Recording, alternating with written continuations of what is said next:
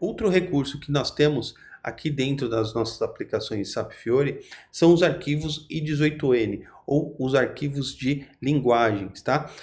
Onde eles organizam os textos de labels e mensagens que devem ser apresentadas para o usuário dentro da aplicação, tá? Então, dentro desse arquivo, nós temos chaves com mensagens vinculadas a cada uma dessas chaves. E essas chaves a gente vai estar vinculando aos objetos e mensagens que são exibidas para o usuário. Então, por exemplo, quando eu quero apresentar uma mensagem de confirmação para o usuário para uma determinada operação, esse texto da mensagem eu posso estar configurando esse texto dentro do arquivo I18N. Qualquer label que tem que aparecer dentro da minha aplicação, informações nas tabelas ou nos botões, mensagens, todos os textos que que podem ser interpretados pelo nosso usuário, a gente pode estar criando, e é o mais indicado, obviamente, a gente está colocando essas informações dentro dos arquivos I18N, tá? E esse arquivo I18N ele pode ser traduzido em vários idiomas, tá?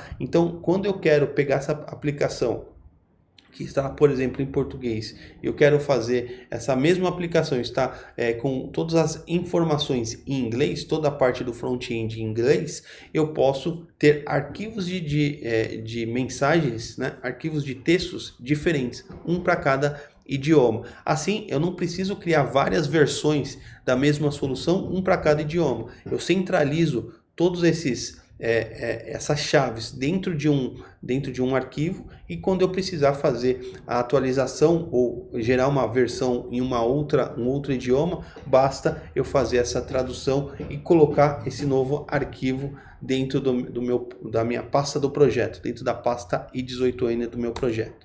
Tá? Então, basicamente dentro a estrutura de um arquivo I18N, a gente tem aqui o nome base dele I18N, qual que é o sufixo, que é o idioma que a gente vai estar trabalhando, que pode ser inglês, português, alemão, espanhol, enfim, tá? E o ponto properties, que é a extensão desse arquivo. Tá legal? Então, basicamente, assim, cada idioma vai ter o seu arquivo I18N correspondente.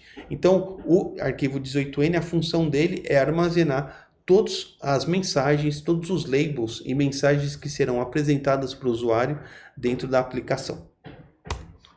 E aqui, por exemplo, a gente tem dois exemplos aqui de arquivos I18N. Eu tenho um em espanhol e eu tenho outro em português, tá? Então a gente pode notar que as chaves são idênticas, né? Então eu tenho uma chave title, eu tenho uma chave app title, eu tenho essa app description, eu tenho exatamente as mesmas chaves em cada um dos arquivos, porém com textos diferentes, né? Ou seja, eu tenho um texto em espanhol e eu tenho o texto em português, tá? Então eu tenho dois arquivos que estão dentro do mesmo projeto e automaticamente quando a aplicação sobe em memória dentro do aparelho, dentro do device que a gente está utilizando, ele vai identificar qual que é a linguagem desse sistema operacional que a aplicação está funcionando, e ele vai mostrar automaticamente os arquivos correspondentes. A gente não precisa estar fazendo nenhuma interação dentro da aplicação para mostrar se é de um idioma A ou idioma B.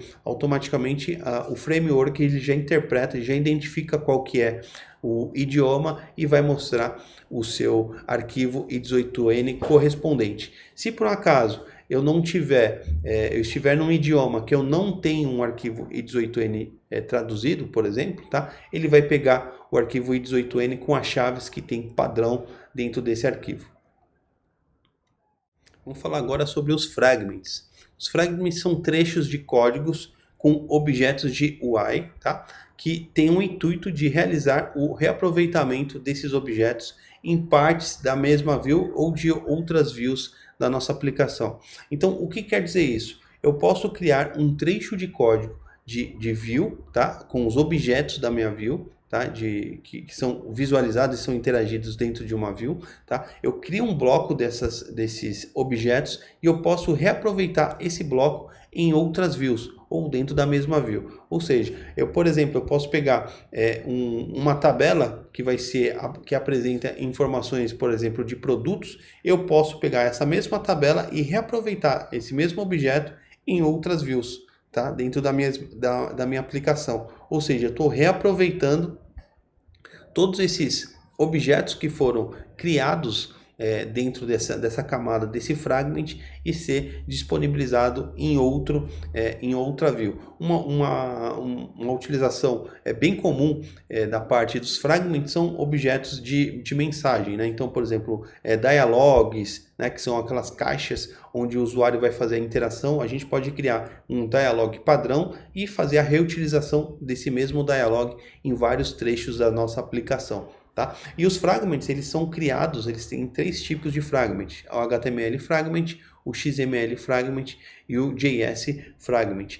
E um ponto importante também, uma característica importante, é que os fragments, eles não possuem controllers, tá? Então, eles não possuem um controller, tá? Então, se eu tenho um trecho de código, né, que eu tenho ali botões, eu tenho tabelas dentro de um fragment, eu não tenho um controller que vai ter as funções correspondentes de utilização desses objetos.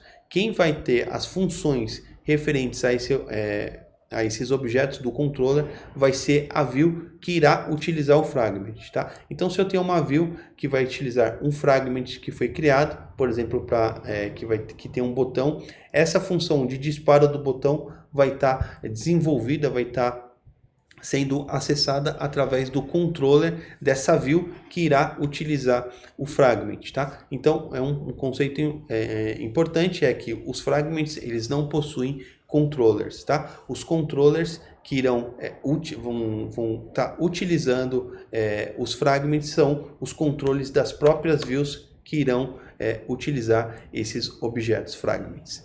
Tá legal? Outra funcionalidade muito utilizada dentro das aplicações SAP Fiori são os formatters, tá? Então, com os formatters nós podemos realizar tratamentos em objetos dentro das views através de expressões declaradas diretamente nos controles, tá? O que quer dizer isso?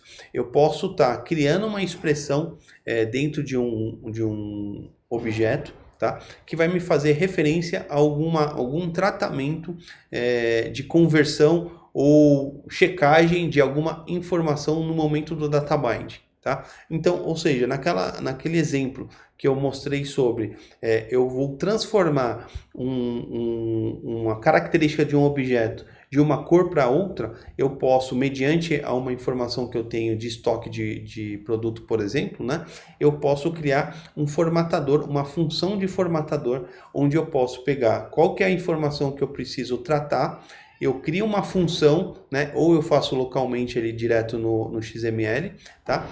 Ou eu crio uma função de apoio para fazer essa checagem, eu faço o tratamento e devolvo para minha view, tá? Então, eu tenho 2 possibilidades de fazer as formatações, né? Eu posso inserir de forma inline, ou seja, eu coloco diretamente as expressões dentro de um controle, como eu mostrei naquele exemplo do estoque, né? Então, dentro da tag ali do controller, eu posso criar uma expressão validando se aquela informação é válida ou não e fazendo um tratamento para ele, por exemplo, mudar ou não de cor.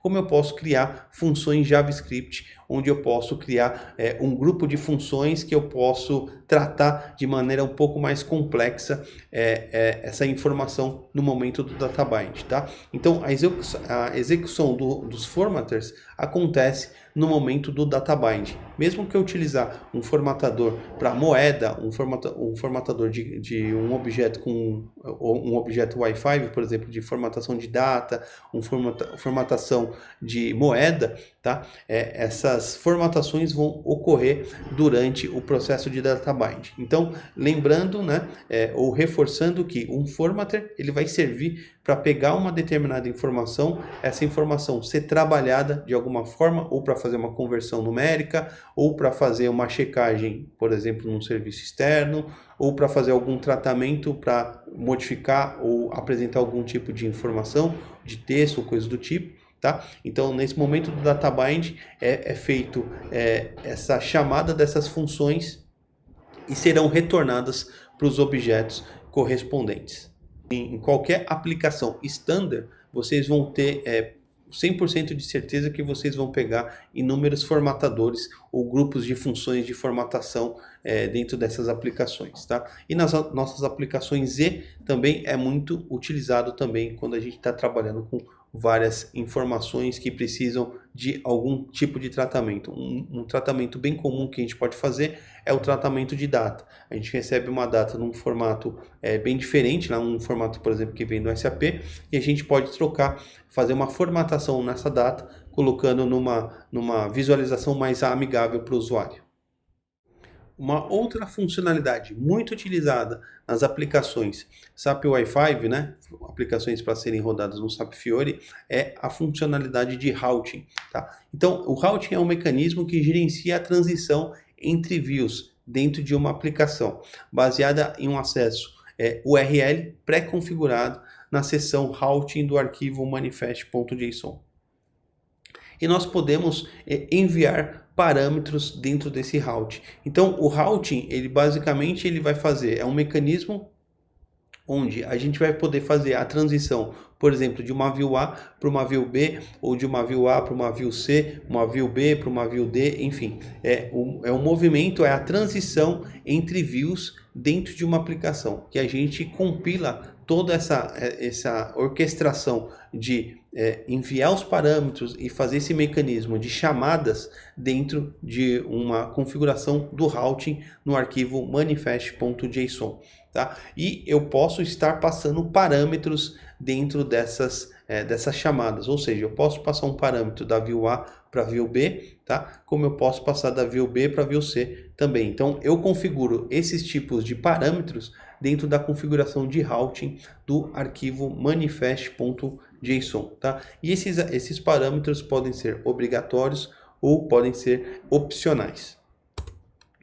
Aqui basicamente a gente tem um mapa de uma utilização de routing. Tá? Então eu tenho aqui o meu mecanismo de routing, minha configuração de routing, que ele vai estar trabalhando, por exemplo, com essas 3 views aqui, basicamente a home, uma lista de empregados e detalhes de um empregado. Tá? Então, basicamente, quando a aplicação ela vai ser carregada a primeira vez dentro do nosso browser ou dentro do nosso celular, tá? Ele vai localizar dentro do objeto route qual que vai ser a view principal, né? Ou vai ser a primeira view que vai ser carregada, tá? Então ele utiliza esse conceito dos patterns para fazer toda essa identificação através de uma URL de qual é a view que vai ser chamada, tá? Então quando a gente pega essa URL baseada aqui na hashtag /o pattern, a gente consegue identificar qual que é a view que deverá ser chamada. Tá? Então uma view ela vai estar basicamente ligada a uma instrução dentro de uma URL que vai ser invocada em algum momento dentro da solução. Então quando eu subo a aplicação inicialmente e eu, por exemplo, não tenho um pattern, né? Eu tenho um pattern vazio, né? Eu tenho aqui só a URL principal aqui sem o pattern, né? Esse pattern vai estar vazio, ele vai cair na primeira view que está configurada dentro do nosso arquivo manifest.json. Nesse exemplo aqui é uma view de home, tá? Então pode ser qualquer outra view que a gente queira estar colocando dentro da nossa aplicação. Como eu posso ter, dentro da view home, eu posso navegar, por exemplo, para uma lista de empregados. Eu posso ter uma funcionalidade aqui que vai levar para uma lista de empregados. E aí eu tenho um pattern configurado dentro do meu manifest.json, dentro da minha configuração de route, que eu vou colocar, por exemplo, aqui um /empregados. Quando eu tenho a URL da minha aplicação, hashtag /empregados, né, ele vai identificar através desse mecanismo, dessa configuração que é feita, qual que é a view, que no caso aqui é a view de empregados. Então eu posso acessar essa view de empregados através de uma URL com um pattern. E esse pattern é o que vai estar identificando exatamente qual que é a view que vai ser chamada posteriormente. E aqui eu posso ter parâmetros ou não posso ter nenhum tipo de parâmetros. Nesse exemplo aqui de empregados, eu simplesmente estou acessando uma lista de empregados. diferentemente aqui de detalhes do empregado. Eu estou dentro de uma lista de empregados e eu quero visualizar um empregado em específico, eu posso clicar em um empregado específico e enviar essas informações, visualizar essas informações dentro de uma outra view chamada detalhes do empregado. Porém, eu passo como parâmetro aqui, nesse outro pattern, eu passo qual que é o ID do empregado que eu vou estar acessando.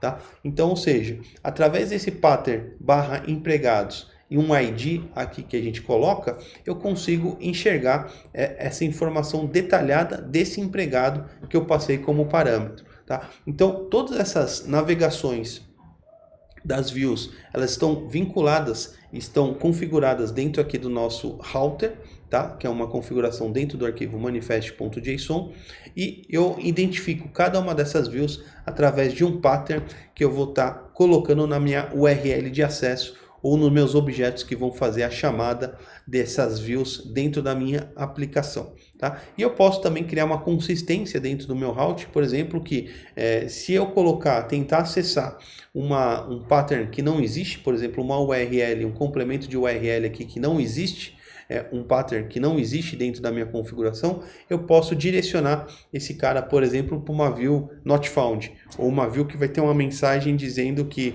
você tentou acessar uma informação que não existe, ou caminho inválido, coisas do tipo. Então eu consigo dar um bypass em todas essas informações que já estão configuradas aqui, caso não sejam localizadas nenhuma delas que eu estou tentando acessar, e eu redireciono para uma view específica, para um target aqui específico. Então eu consigo também criar mecanismos aí de controle do que vai ser, do que pode ser acessado dentro da minha aplicação através do routing, tá? Quais são essas views que podem ser acessadas. Se por um acaso não tiver, o usuário tentar acessar uma view inválida ou coisa do tipo, a gente direciona ela para uma view de apoio aqui, que a gente, por exemplo, está chamando aqui de not found. Então, a funcionalidade de routing ela é muito importante nas aplicações SAP Fiori, tá? Então, pode colocar com certeza que mais de 90% das aplicações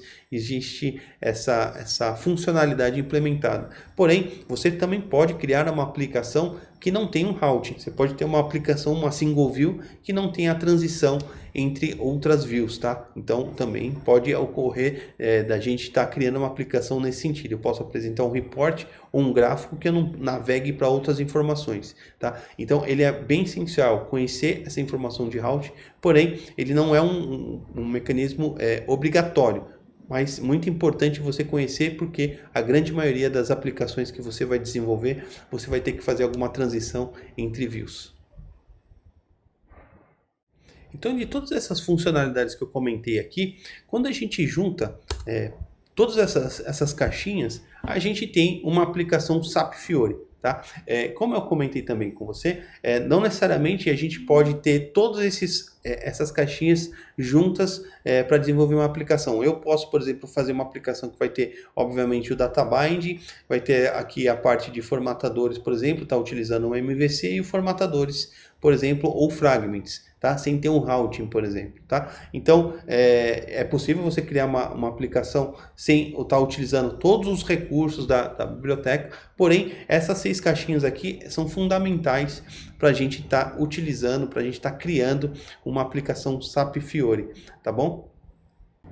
E a partir do momento que eu tenho uma aplicação SAP Fiori pronta, eu vou fazer o deploy dessa aplicação em um ambiente SAP, sendo um ECC ainda ou agora um S/4HANA. E na nossa próxima aula eu vou criar uma aplicação na prática, onde eu vou te mostrar como criar uma aplicação, um report de posição de estoque em alguns minutos, utilizando algum daqueles componentes, daquelas funcionalidades que eu apresentei anteriormente. Então fique ligado, porque você também vai poder criar a sua aplicação. Vou te deixar um guia onde você vai fazer o passo a passo dessa implementação também. Então te espero lá na próxima aula. Valeu!